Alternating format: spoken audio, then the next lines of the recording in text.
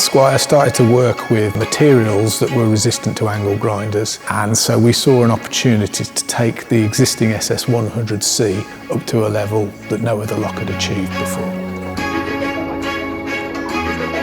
In order to test the padlocks to security rating 5, the manufacturer would bring a number of specimens to our laboratory. We would then test it with a range of manual attack tools, including sledgehammers, axes, wedges, hooligan bars, 18-bolt tools such as reciprocating saws, grinders and drills, with the attempt to overcome the padlock and defeat it within 10 minutes.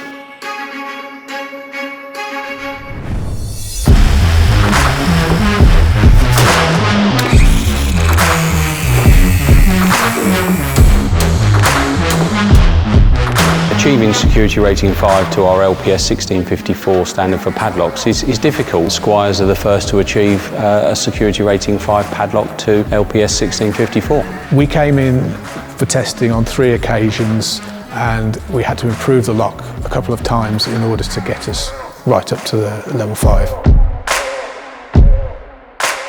So the SS100CS LEV5 is the strongest padlock in the world.